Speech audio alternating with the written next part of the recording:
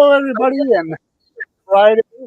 I'm once again live from the RV with my co-hosts Kasim and Rachel, which means no lovely introduction from ChatGPT. Um, I know, what are we going to do without it? Yeah. Why am I here if I don't get my fancy intro?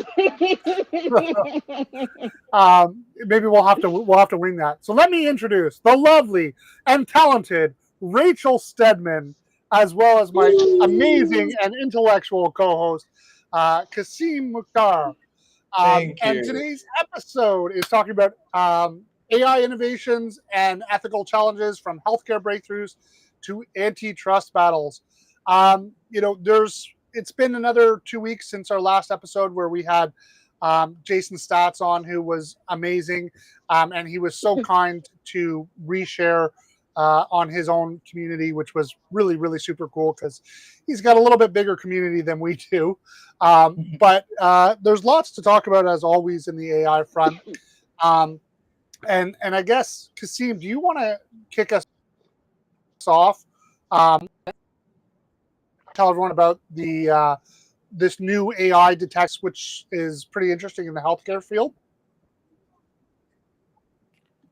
Oh yeah, for sure. The reason why really wanted to talk about I really wanted to talk about this topic was because it's kind of close to me because I did something similar in my final year project in my university, right?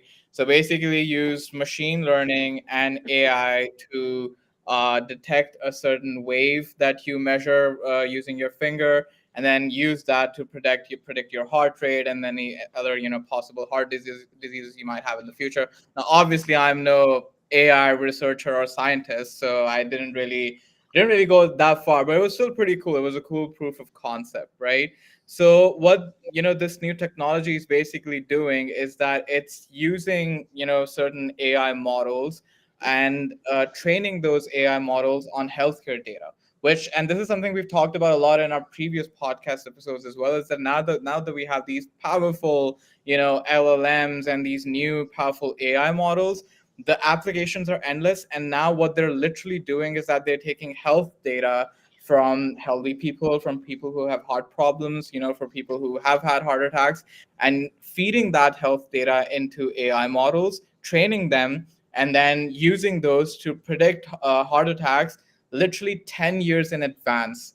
Now Wow. that's like a game changer. You can do preventative treatment, you can change your lifestyle, you can take any medication that you need to, and this can literally help out so many people. The heart attack is something, not you don't necessarily have to eat yourself to a heart attack, so to speak. It Mhm. can be genetic as well, right? So there can be a lot of factors in your DNA or in your lifestyle and stuff like that. So that's pretty cool. I think that now that AI is actually diving into the healthcare sector and making an impact at improving the quality of life of people, I think that's pretty cool. And something else which was in the news, which is again pretty cool as well, is that they're using these AI models to detect dementia and early signs of dementia using the EEG waves that you use to test out your brain and stuff. So yeah, it's really cool. When I did it in my university, I was kind of, it wasn't that advanced, and people were like, I don't know if it's gonna have any real application. And I was pretty confident about it. I was like, there's something which is really cool. And now that it's being Mhm. implemented into the practical world, I feel validated. So thank you, world. The question is, can you get this data off your Apple Watch so we all have it? Oh, Not I me. bet they. Don't have an Apple Watch. Don't have an Apple Watch. Now, Or a here's the thing. Samsung watch. All Sorry, right? Samsung. Yeah. Here's the thing. While I think this technology is amazing and that there's a lot of benefits that this AI technology can have just in healthcare, across the board for individuals, you know me, the forever skeptic, right? I also see a little bit of the downsides because then when I look at it, I think of it as well, these are going to be AI technology that is going to be, of course, available to the more advanced countries, right? The North America, Europe, and these places. So then you're talking about there are going to be a lot of countries that are not going to have access to this, right? So that's on one point. And secondly, as well, when we talk about, you know, monitoring people and studying people from to be able to see, 10 years out what's going to happen. I can see where now, the big insurance giants will most likely be partnering with these individuals.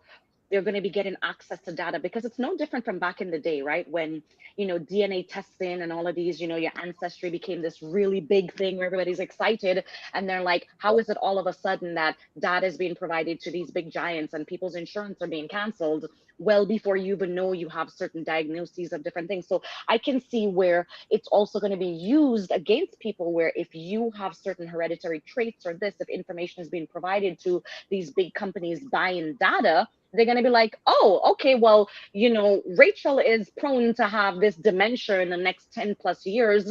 We're going to cancel insurance or not allow any insurance coverage, benefits, these different things. So while I think it is great, I always see the downsides of how this is going to be used against people, and for people who really need to have access to the medical resources or insurance are not going to have it because of this technology, right? It's like I see where the good can always be twisted, and unfortunately it becomes disadvantage to a lot of people.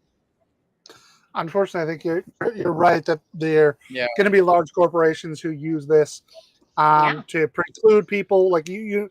I know all too well from having my dad be denied medical coverage, or well, not denied the medical treatment, but denied the coverage and having to be on the bill for hundreds of thousands of dollars because of quote unquote pre-existing conditions. If they can now say like, oh, we knew 10 years ago you're going to have a heart attack, you're now not covered for the treatment for that heart attack because it's a pre-existing condition from 10 years ago, right? Which is, and I mean, the other thing too, I don't know if you guys saw in the news, but a Chinese company has cured diabetes. There's medical papers. It is like demonstrated that they were able to cure diabetes. And what do you think is happening with the big insurance companies? Or not the big insurance companies, the big medical companies like Eli Lilly. I'm sure they're They're not going trying to to use block it. it. Well, as I'm about to say, I'm sure they're maybe not using it, and if they are making it Yeah. available, it's going to be so They're cost trying to prohibitive. block it from being able to be used because they would much rather treat, think about diabetes, ongoing insulin for the rest of your 100%. life versus this is an 11-week process that use your own internal stem cells. And in 11 weeks, you're cured of diabetes, never needing, insulin ever again. Unfortunately, as a conspiracy theorist, we know, or I believe, that there's going to be companies who try to, destroy Oh, this. 100%. I'm also convinced that 100%. there's a cure for cancer somewhere out there that nobody's making available because these companies are making way too much money off Very cancer possible. treatment Yeah. with all of the research. Because here's the most hilarious thing. There's been cancer for years. There's all of this money that's being spilled into cancer treatments and cancer research and all this. But yet, COVID-19 came around. I mean, how long did they have this vaccine for this, that I'm like, and nobody has found anything for cancer in like the last few decades? Yeah. So yeah, I'm Pretty not crazy. I'm not surprised that you're saying that, Andrew, about the cure for the diabetes and these larger companies coming in to block that, because yeah, at the end of the day, I mean, they're about making the money, right? It's like, so again, it's like I look at all of this technology, which is great, and all of this sounds great, but I'm like, what's the likelihood that it's really going to truly be used? It's definitely going to, I think, be exploited. And there's always that component of the capitalism and wanting to make money off people. And I think that healthcare is one of the things that we will never really truly be able to get all of the benefits of the research and the technology that's out there for the average person. Yeah. Now, on the more positive side, that I think it's very difficult, but I mean, I'm sure, Rachel, you'll come up with a conspiracy theory here or negative things. But one of the other things that came out of the academic world that that I think is really, really positive is there was a competition to read these ancient scrolls, and these are old ancient scrolls that literally you cannot unfold them, because if you unfold them, they're so brittle you'll destroy them. And these kids were able to, like I say kids, these young individuals we're able to use, by leveraging AI, we're able to scan these scrolls and read them that were never before decoded ancient scripts. And it was all done through AI. And this is literally going to open up thousands and thousands of ancient scrolls of knowledge and information that we have never had access to before. All thanks to the power of artificial intelligence. And of course, it's the AI and the IQ, right? So these young, brilliant minds out of the university field who came in and were able to solve this problem that's confounded people for thousands of years, because they've had these scrolls for a while and unable to read them. And now finally we're able to do it for the first time. And the amount of insights that hopefully we're going to be able to gain by being able to have access to new information, which will of course be rolled into the AI and part of our knowledge base.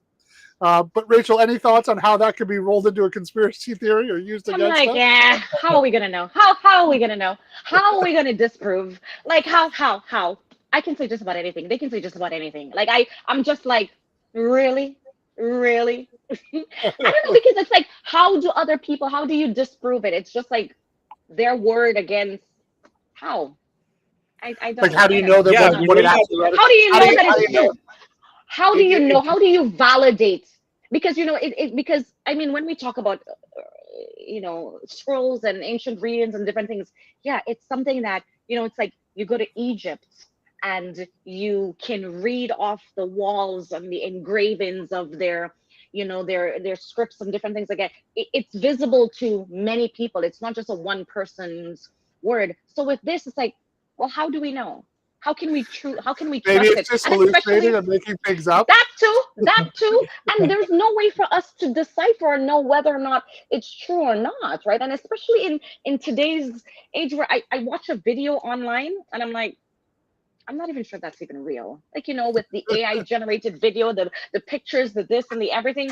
So right now, anything I hear AI, I'm just like, there's no way to validate it. And I refuse to give it any any legitimacy. It's like the other day I was watching a movie with my sister and she's like, oh, that background is so nice. She's like, I wonder if it's real or if it's AI. And it's really the truth. Like you don't know with your naked eye what you can believe. So with something like this, I don't necessarily know that I believe it. And I'm just gonna be like, I'm going to dismiss it, to be quite honest with you. I would not give any validity. Yeah, I mean, it's university students, and they're not like you cannot say what AI model they're using, how accurate is it, what data was trained on, because if these scrolls have never been explored before, then what data did they use to train the AI model to decode it? I don't know. There's a lot of variables and questions which there's got to be. These are academics. There are. I can see your point. Like, how do we know for sure that it hasn't hallucinated? But I'm gonna believe. I'm gonna hope for the best and believe that the people running this competition are smarter than me and are able to actually determine whether it actually was truly deciphered. Andrew, and you know this woman named Elizabeth Holmes and her technology, how she claimed, and then it turned out it wasn't true. Like, I mean, I don't know. Who's Elizabeth Holmes? I don't know Elizabeth Holmes. You have to tell me this story. Are you serious? Yeah, seriously. And maybe I know it, but yeah, tell us. We love stories. How do you not know Elizabeth Holmes? Are you serious? There was a huge because we have a different feed, Rachel. Okay. We have a different feed. Okay, listen, let me explain to you who she is.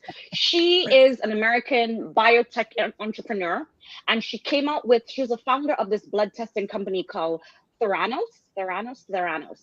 And she, is it coming to you now? Oh, yeah, it's coming back. This is a couple years ago, right? This is a few years ago. But what I'm trying to say is, back then, she was supposedly this leading person in this technology, and everybody just took her word for it as, oh my God, she created this blood testing technology, and then it all ended up turning to be false, a farce, a lie, completely. Yeah. You understand what I'm saying? So now it's like when I hear these things, I'm like, oh, it's just Elizabeth Holmes times 100. and claiming AI, right?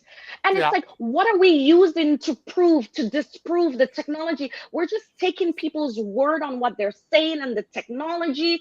And I'm just like, we have to stop. Like, I think we get so caught up in the hype of these technology, and we hear AI. It's like, I think we were talking about some time ago, where it's like now everybody and every company on, Wall Street is renaming their company on the stock exchange, saying Yeah. AI something, because everybody's so gung-ho on this. And it's like, but we need to stop, we need to pause, we need to look into this and look into the research, and not just take everything at face value and run with it. Because I think that is where we as a society, we, it's like we're not being logical. Because back in the day, the proof of concept of things and the testing and the running and the validating, it's like this is like completely dismissed, because everybody's trying to race to be who's the first at something. And then what, we're the idiots that are just like hyping everything up without knowing, or no, just taking people at their word. So that, when I hear these things, Andrew, I'm telling you, I know you guys think that I'm just negative about all of these things, I want to but support. I'm just like, I want to support you, Andrew, but Rachel's making some pretty good points here. So I don't know. Well, I'm divided.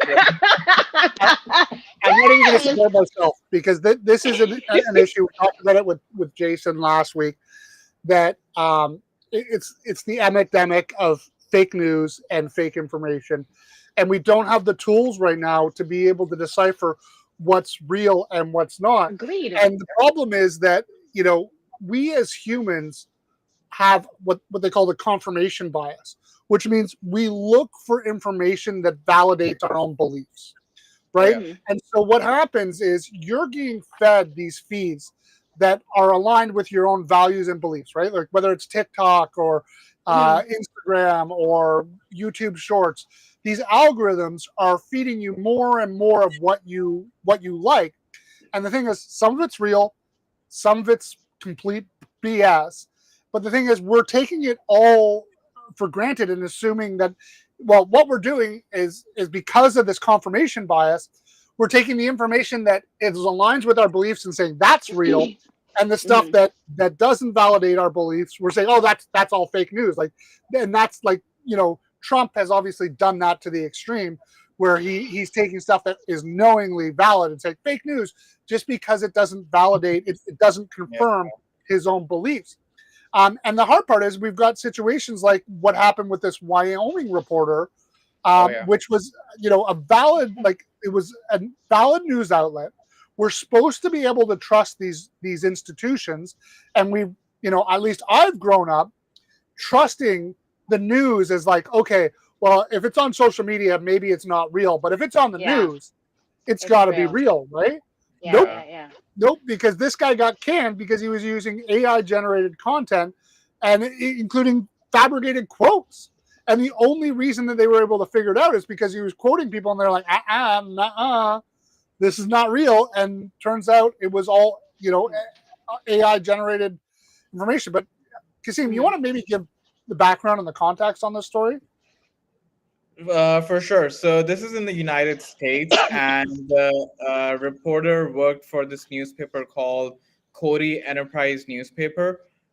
So basically, what happened was that he was using AI to generate his stories, and he was quoting people like the governor of Wyoming, and it was all fake quotes generated by Oh AI. God. So it obviously eventually got caught, and the guy resigned, and the newspaper, they promised to implement practices to prevent this from happening again. But I mean, this is so similar to, do you guys remember that story where The a lawyer? lawyer got Yeah. caught? Yeah, exactly. Giving case citations of cases Oh, that that was didn't so exist. bad. And Yeah, that yeah, was yeah. and that was so crazy. Like I don't know if I read the transcript or if I watched the trial or something, but it was literally painful to watch. Like the judge is asking you, okay, where is this case taken from? He's like, oh well, I don't know. It was from this online resource. And Mhm. so yeah, there's a lot of like ethical challenges with this. And same as 100%. Andrew, yeah, the news is something that, if you're confused about something, not sure about something, go watch the news, right? That's sort of like your mindset. And now that Mm. this institution is not credible anymore, it's very scary to me for sure. Yeah. Well, and what I'm willing to bet you is that the Cody Enterprise didn't have an internal AI use policy like Jason recommended 2 weeks ago, Oh yeah. right? And so this underscores the necessity of having these internal use policies and rules that are within your own organization about how you govern the people who work for you and their responsible use of AI within your organization. You really, really, I can't stress this enough. It's critical to have an internal use policy for AI. But I guess, For sure. recognizing that so many companies do not have this, and that the reality is that we're just going to see a proliferation of fake news and a level of AI that becomes truly indistinguishable from real, whether you're talking images or videos, like what I'm seeing coming out of these video generation tools and these image generation tools is absolutely incredible. I cannot tell the difference. Gone are the days of the hands with four thumbs, and because hands Yeah. was the thing it used to struggle with. It's Yeah. figured that out in like a matter of months, and now it's becoming truly indistinguishable. So how, and I don't have the answer, and I'm just curious to have a discussion with you guys. And if there's anyone in the audience have any thoughts, how are we going to be able to fact check places? Like, where are we going to be able to know and validate that the information we're receiving is real, other than seeing it with our own two eyes? Because that used to be like, we used to be like, okay, there's a video online, and I can trust that video, even if it's from Joe Schmo. You can't do that anymore. No, Between Yeah. deep fakes and just AI generated video, how are we going to solve for this? And I mean, believe it or not, I think the answer to this ultimately at the end of the day is AI. Because, like with every AI generated piece of content, whether it's video or image or text or whatever it is, there's some form of metadata attached with it, which indicates that this is an AI generated piece of content, right? Now, we can't necessarily see that metadata. We need tools, and we need AI tools specifically to be able to decipher that. But I think at the end of the day, it definitely has to be, some form of AI tool, which, gets, it can be a consumer product, which you literally use to, fact check videos and images and stuff like that. Because, the technology, as you said, Andrew, the technology is getting so good that you don't even need internet now. The new Google Pixel phone came out. You can generate images within 3 seconds on device. Now the technology is getting so good that, yeah. Rachel, want to give us the demo? You just got the S24. No. Oh no, I'm getting it. It hasn't come. Suppose that there's backlog. But I did do a little bit of research on it and everything. But here's the thing. I know you asked a very valid question. And, it's like, how would we know? Back in the day, each individual, you could rely on yourself to decipher information. You could rely on, if I see it, if I hear it. You could rely on these things, right? Now, what I see, I can't rely on these eyes because it's like when I see something, it's like for me, unless I am living it or I'm seeing it with myself, anything that I'm seeing through that is technology based, it's just so hard to believe, and it's unfortunate that I'm going to have to live my life on a phone with some app to decipher everything that I'm looking at, the truth of if it's AI content or not. It's like, who wants to live like this? Like, I mean, it's just like, I don't know. It's disturbing. It really, it's like when you say, what should we do? Unplug from everything. That's what to do. Like, it's just, I don't know. I feel for the next generation of kids. And it's like, how do you believe? How do they know truth? Like, what is truth anymore? Well, Because I think before. This is an opportunity to save the media, right? Because the media has been dying because of social media, right? Like newspapers and television are dying, right? Thanks to social media. But in this era of fake AI, if we can get institutions who truly hold the values of only sharing the truth, like what we need is a media tycoon to come in who is committed to only sharing verified, cross-referenced, triple-checked information. But I think if we were to do that it's an opportunity because we're going to need it, right? And So, maybe that has to be done. Maybe that truthfully has to be run by the government. You know, but maybe that's here's the something thing, Andrew, the reality of it, I think it also just depends on, we're talking about it because we're also in a different generation, right? The upcoming next generation, as much as I'm disturbed of those over these things, they maybe don't even care. The next generation of people don't care. And maybe they prefer to rely on social media, and they prefer on the they reality do. They stuff. definitely prefer So, social which media. means that even if there's some tycoon coming in, it's like then that is a tycoon coming in to give real info, to give real valid facts to a outdated generation of people that the next generation don't care. And really and truly, are they going to really spend money and invest money into this? Who is?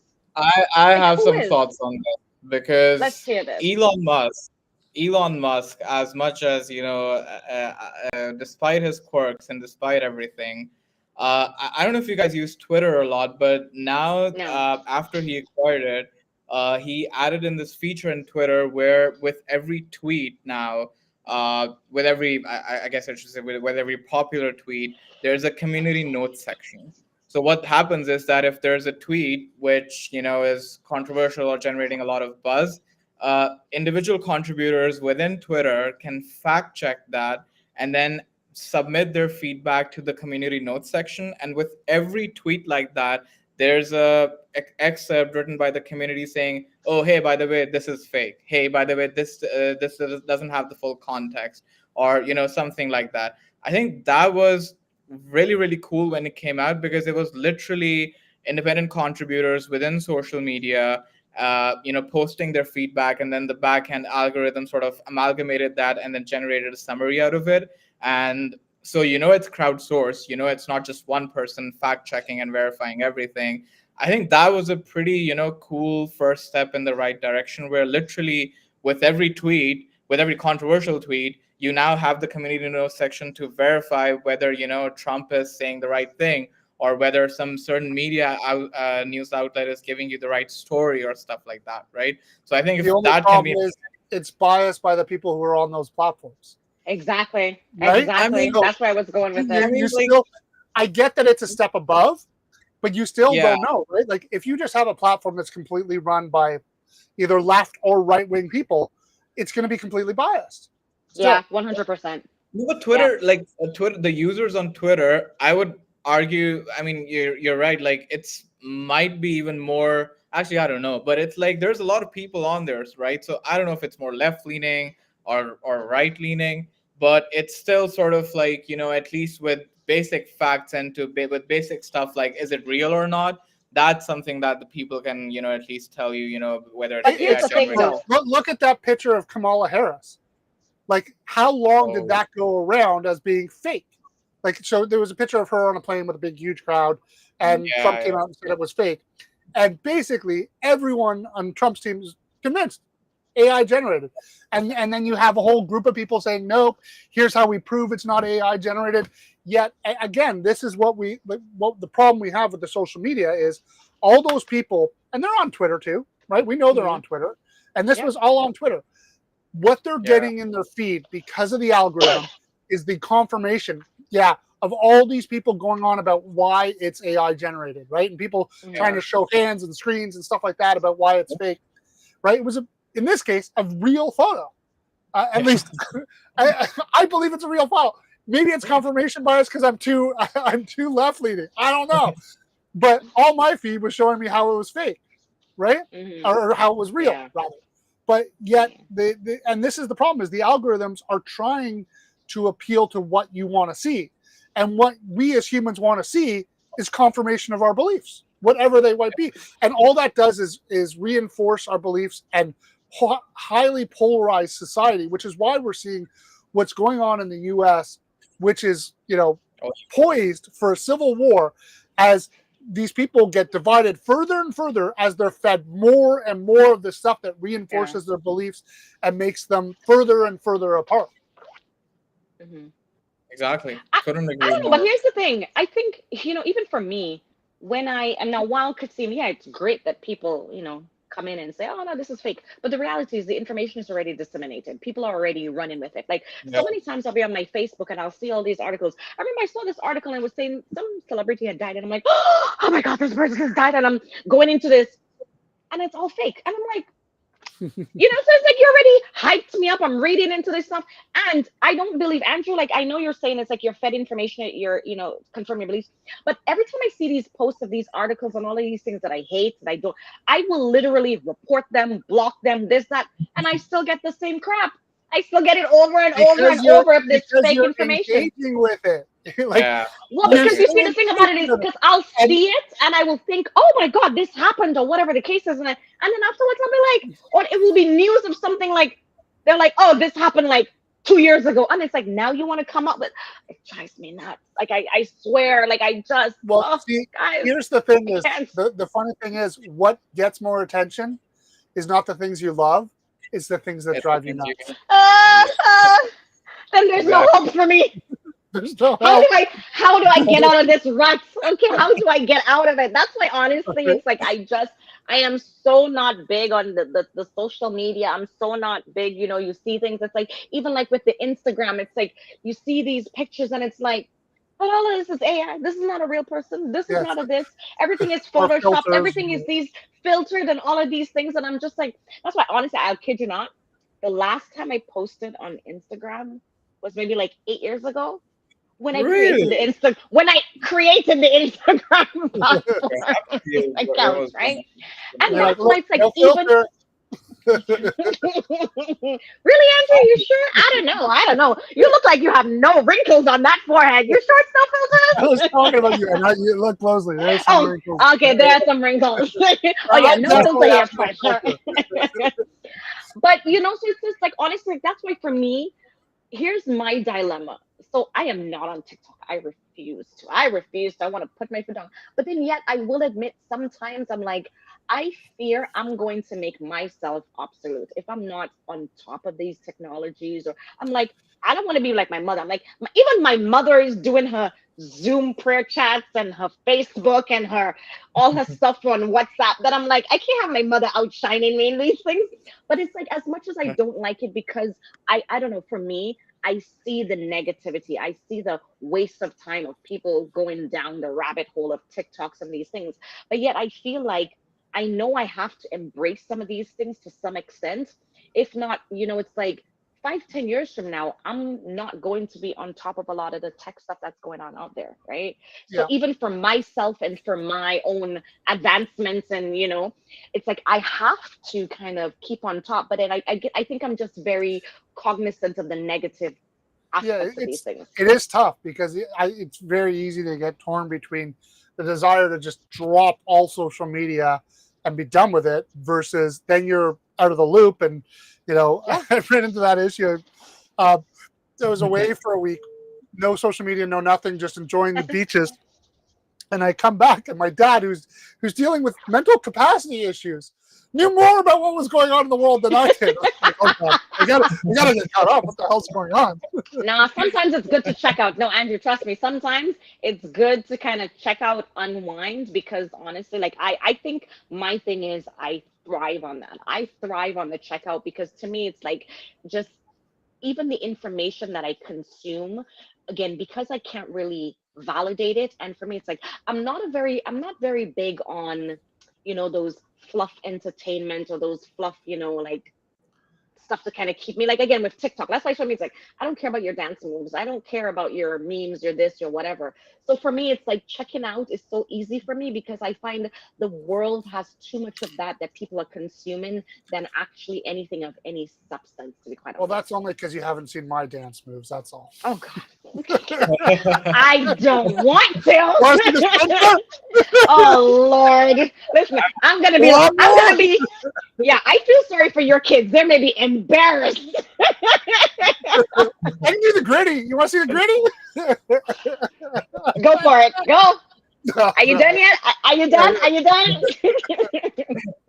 Oh, well, maybe let's switch back over to some innovation side, and because there's some really cool stuff that I'm really excited by, and I know also Kasim, you have some news about some updates in Pakistan in your local community from Google. So why don't I let you share first about what Google launched in Pakistan to help more startup businesses and to help launch even more new amazing technology to help us, whether that's combat the fake news or just get more out of our daily lives. Oh yeah, for sure. So as you know, everyone kind of knows that we're building a team in Pakistan as well, and we know that there's a lot of talented people here, right? So, but one thing which my country suffers with, unfortunately, is that our talent doesn't have access to the same resources necessarily, whether it's technology wise, software wise, or hardware wise, that people have in the North American region, for example, right? So even though when there's a will, there's a way, you can find workarounds, but it makes the progress very difficult and can hinder and stuff like that. Google did something which, as everyone knows, I'm not a big fan of Google and their CEO because of certain things. But that being said, credit where it's due that they have actually launched an AI Academy, which is targeting the growth of AI startups in not only just Pakistan, but the broader Asia Pacific region, right? So I think it's a very, very cool first, step in the right direction, because right now, roadblock, the biggest hurdle in quote unquote third world countries. Can you guys still hear me? Am I lagging, Yep. or is everything good? Yeah, no, you're good. You're good. No, perfect. Okay, all right, awesome. So what I was saying was that despite every roadblock and despite everything, Google this new technology, which and not only that, what they've done is that they have allowed AI startups to access up to $350,000 of Google Cloud to support AI developmentation. Now that's a lot of cloud credits for to come up with the cool new products and tech and stuff like that. So I think that's pretty cool, very, very nice. And they had their applications open till I believe today was till August Yeah, today's the 16th. last day.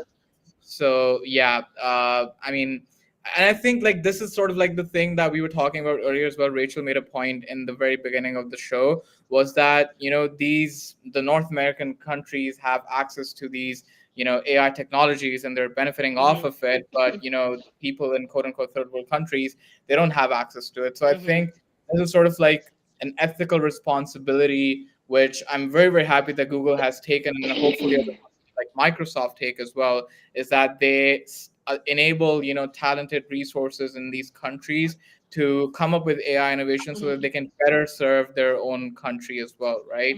So I think that's pretty cool, pretty interesting. Now, that being said, while Andrew comes back, I do have something I'm still here. which is I forgot to plug in my oh laptop. yeah, My dog right. my dog's gonna take over the show now. Oh, even better. That is a much better co-host. All right, get out of here, Andrew. While we're talking about Google, Andrew, do you want to talk about some hot waters they've been in, or do you want to save that for last? Talk about which, sorry? The hot waters that they've been in with, some antitrust ruling and stuff like that. Do you want to talk about it at the end, or do you want to tackle Yeah, it I guess now? maybe we should talk about it now. Yeah, I mean, yeah, obviously they're being considered a monopoly because basically what they were doing is paying all these platforms to have Google be the default search engine, and so they're now considered to basically have a monopoly and full control over our search. And then, of course, they went ahead and then took all of our data that we provide to them so that they can search our browsers, took all that data, and then generated AI content and AI answers, promoted those AI answers over links to our websites. But they're in some hot water there, and they're going to have to effectively make some changes. So will that mean we see more competition in the search engine browser space? Something's going to come out of it. I mean, I'm not sure, but I think the reality is, though, that the way people are searching is changing anyways. right? Like I think that the search engine model is a dying business. I've said that before. It's my prediction for the future. I could be wrong. I think you're going to see ChatGPT, Claude take up much bigger, portions of the search, because when we go to the internet, we're not looking for a website that we then have to figure out whether we can trust the information and figure out whether the information is true.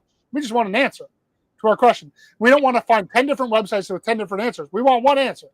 We want to know it's right. We want to be able to reference it, et cetera, et cetera. But, I really It's truly definitely believe, changing, yeah, for sure. it's going to change. So I'm not like they're in some hot water.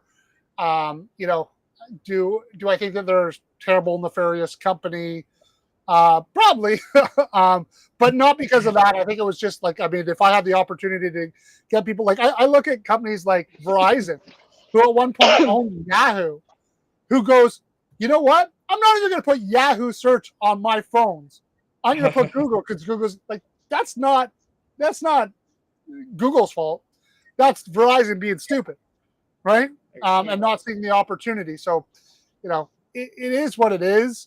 I'm, to be honest, I'm more, again, want to stay focused on the things that I'm excited by, because of what the AI advancements are enabling with rapid development of software and improvements in technology, like what's going on in India. And now, hopefully that's going to spur a whole bunch of new apps and technology, because we've got, innovation opportunities and support from Google, which I think is great. But that, what was really interesting to me is this week I was doing what I do, which is, go in and search ChatGPT to see what's new. Yeah. In AI this week in the small business and accounting world, because, hey, I want to be prepared for the show as best as I can. And the reality is it changes so quickly that it's really hard to be on top of all of it. Right. And so I was just getting updated also because it's been a busy week. And first of all, right off the bat, I want to tell you about some of the new innovations that have come forward recently.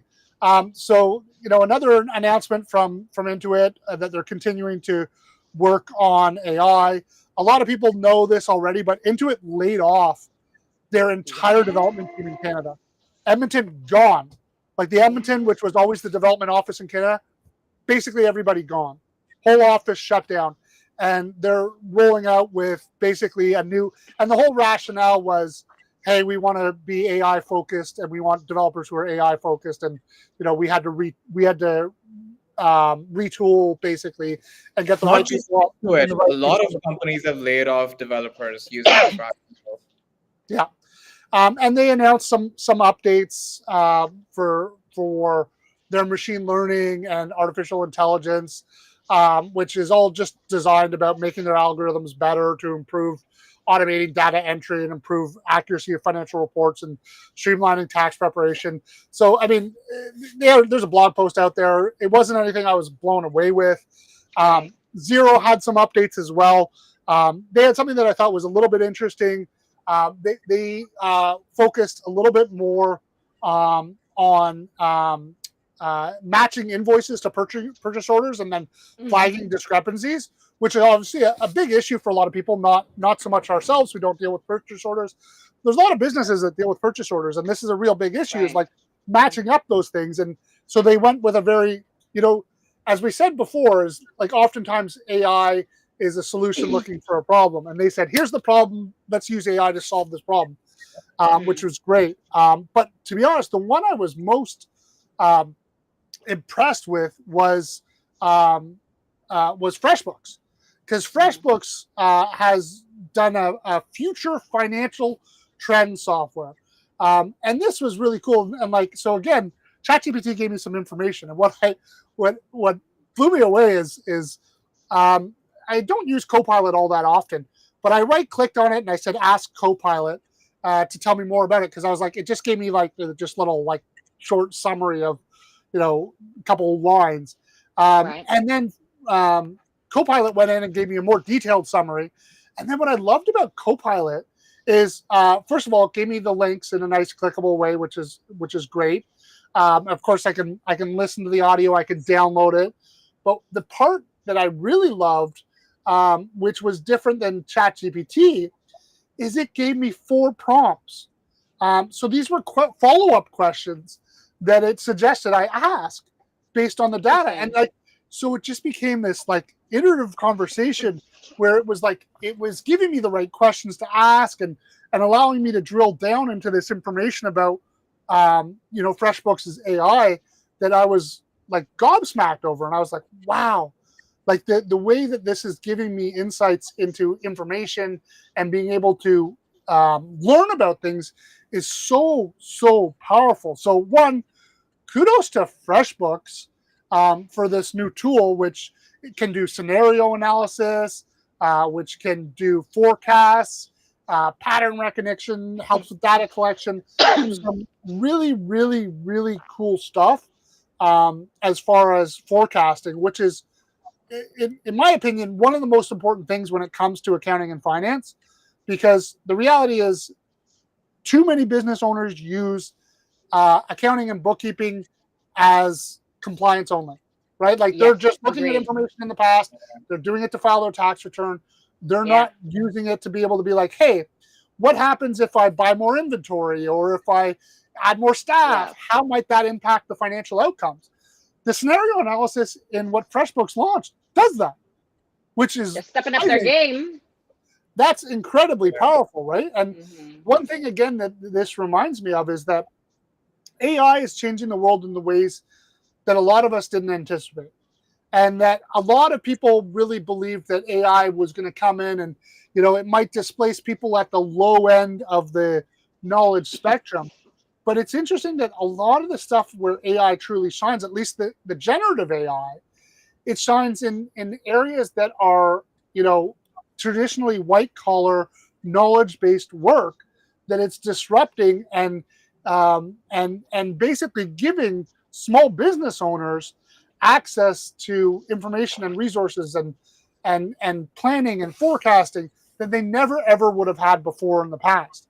And so, I mean, that brings to me excitement about what the future holds and all the different things that are going to come out of this as companies continue to launch and build on their platforms using and leveraging AI. And there were a couple other updates that probably get some honorable mentions.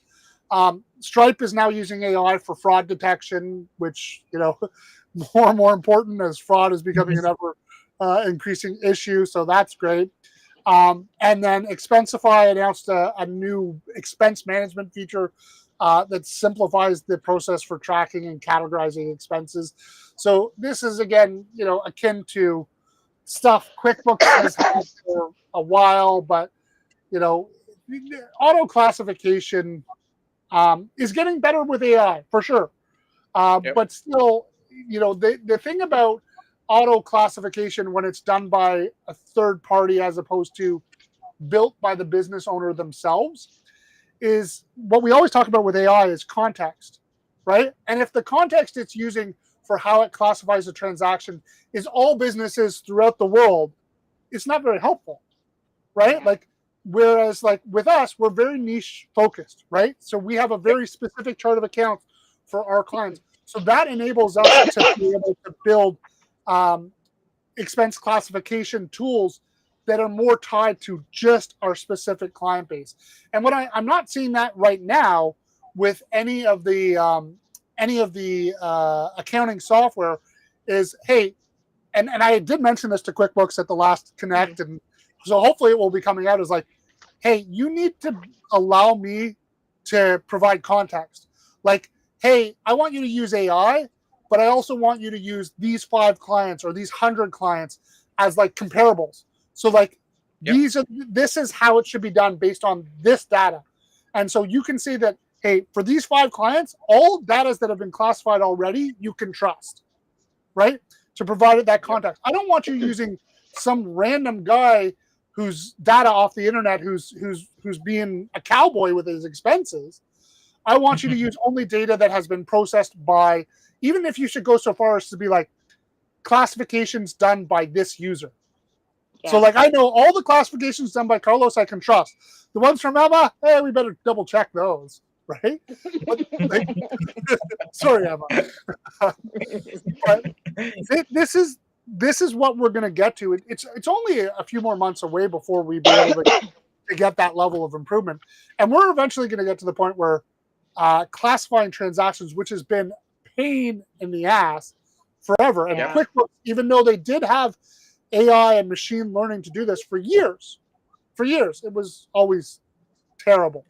And so, we're going to see that getting better, and it's going to be across all the major apps.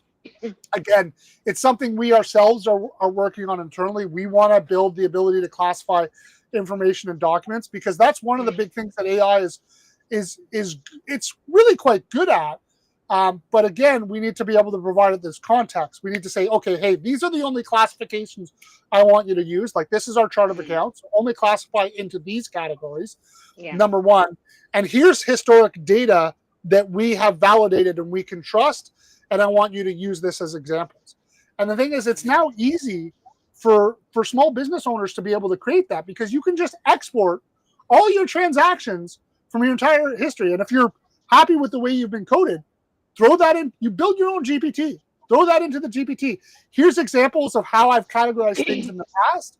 Here's my chart of accounts. And when I give you an image, I want you to code it. I want you to classify it for me, right? And the thing is, I actually truly believe that it's better done on an individual by individual basis than anything these major tools are going to provide. Yep. But that's that's my rant on accounting and financial technology for this week. It's definitely I can powerful definitely for see sure.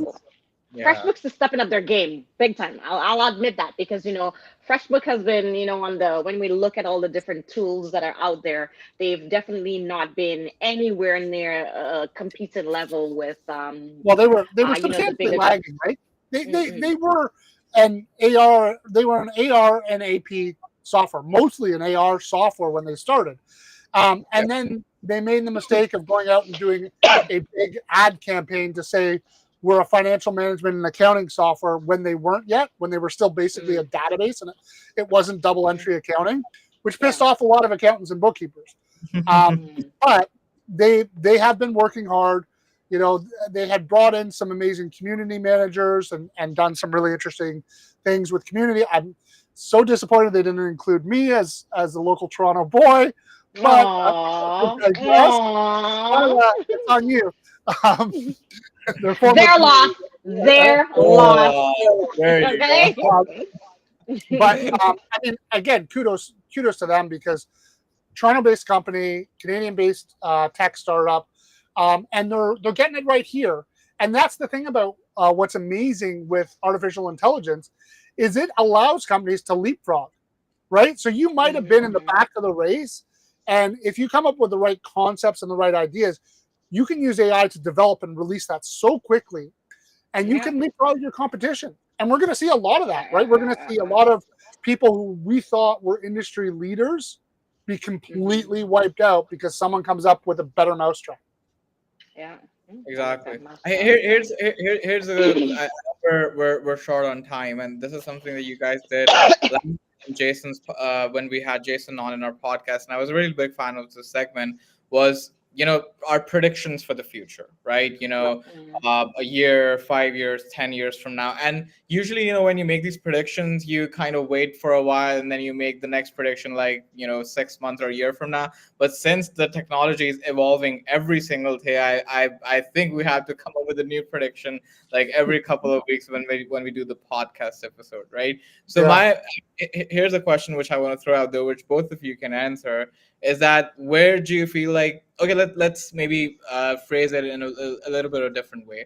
We come in, we check in every day, we do certain tasks every day, right? 7, 8, 9 hours a day, whatever it is. So what do you figure, like a year from now, 2, 3 years from now, maybe 10 years from now, will we get to the point where we step into the office and we're just monitoring a robot for the entire 7, 8, 9 hours a day, which is using AI like that to do everything, and then just at the end of the day we just check out? Do you think that what's the time frame for that future? Is it close by, or is it deep down in the future? Or what do you guys figure? I think in the next 6 to 12 months, I mean, I'm biased because of all the work that we're doing in RPA. We're going to Sure. have robots running, because the problem with AI, as I've said, is the hallucinations. And what I like about RPA is the consistency. So I truly believe we're going to see a lot more We're going to see automation across the board. Some people are going to use AI. Some people are going to use RPA. Some people are going to use a combination. That's the short term of like the 12 to 24 months.